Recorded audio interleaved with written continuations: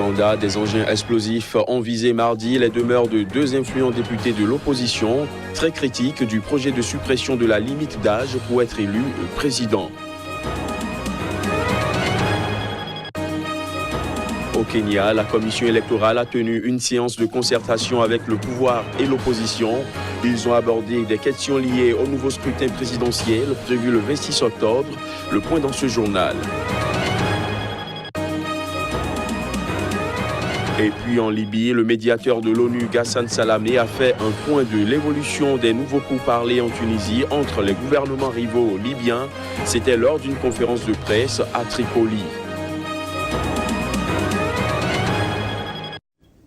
Nouveau rendez-vous de l'information sur Sika. Mesdames, Messieurs, bonjour et bienvenue.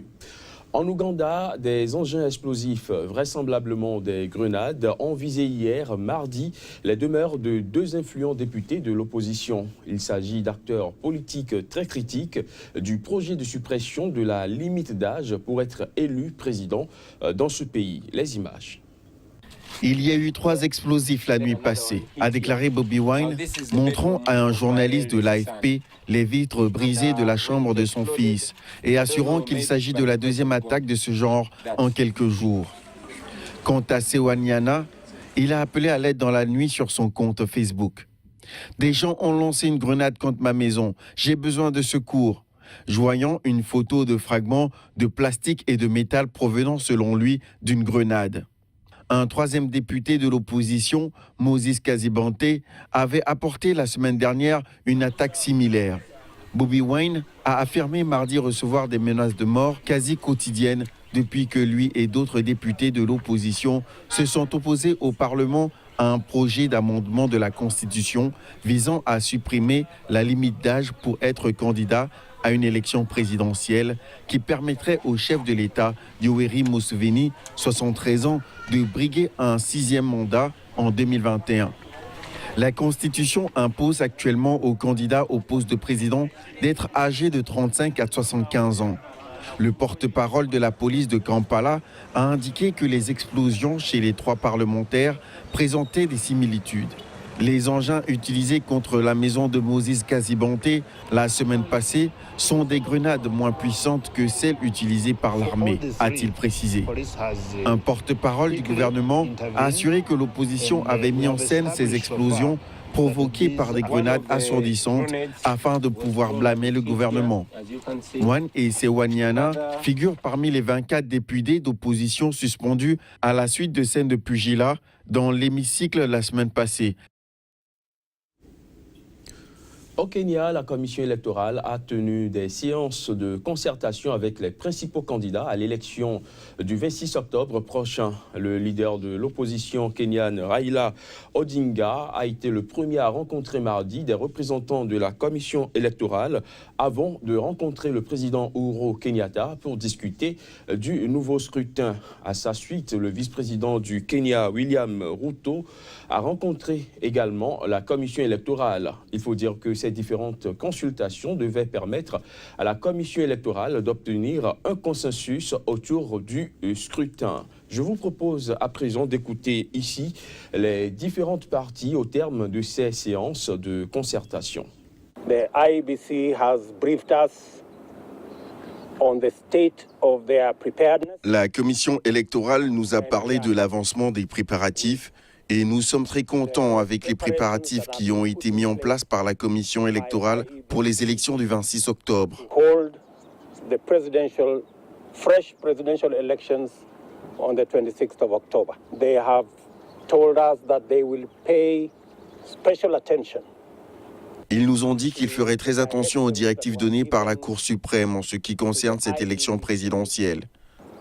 By the Supreme Court, with respect to the management of presidential elections. As a party, we have no conditions. En tant que parti politique, nous n'avons imposé aucune condition. Nous n'avons aucune condition minimum. Nous sommes prêts pour ces élections et nous avons confiance en l'indépendance de la commission électorale.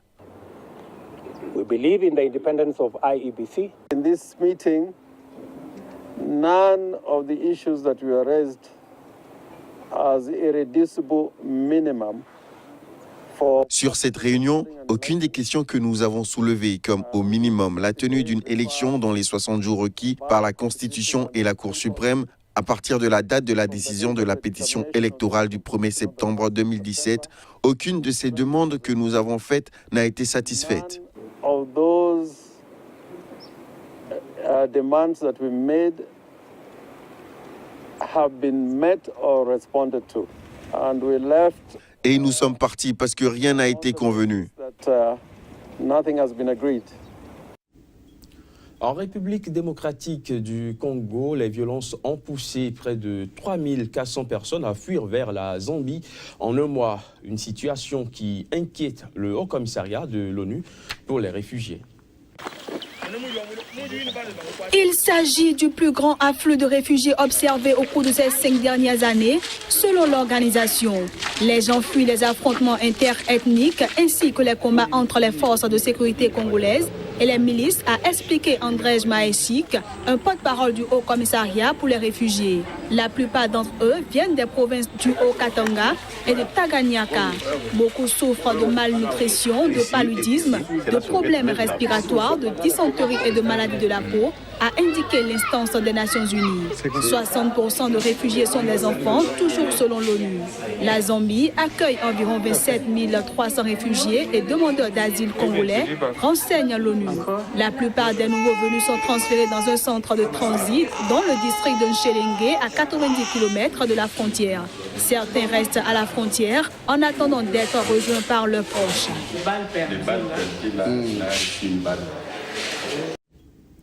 En Libye, le médiateur de l'ONU, Ghassan Salamé, a livré hier une conférence de presse dans la capitale Tripoli.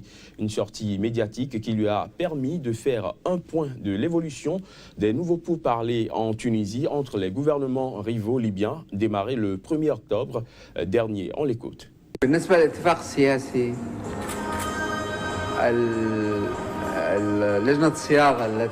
En ce qui concerne l'accord politique, le comité qui le rédige et qui s'est rencontré à la mission de l'ONU a fait tout son possible afin d'apporter les ajustements nécessaires pour que le texte reflète les transformations qu'a connues la Libye.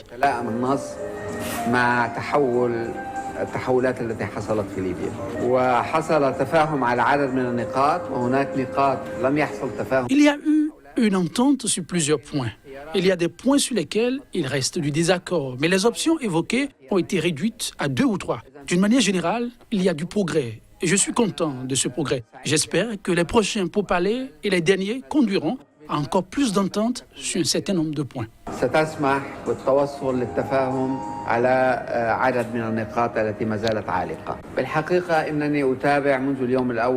En vérité, je suis les événements à Sabrata depuis le premier jour. Ce que je peux dire est le suivant. Il faut qu'un cessez-le-feu soit mis en place et de manière concrète.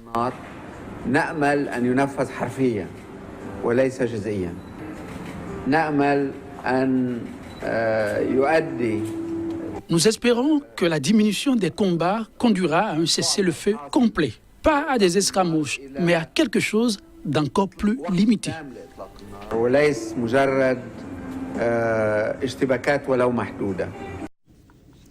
En bref, au Cameroun, le gouvernement a démenti le nombre de morts annoncé par l'opposition au lendemain de la crise qui a secoué les régions anglophones du pays.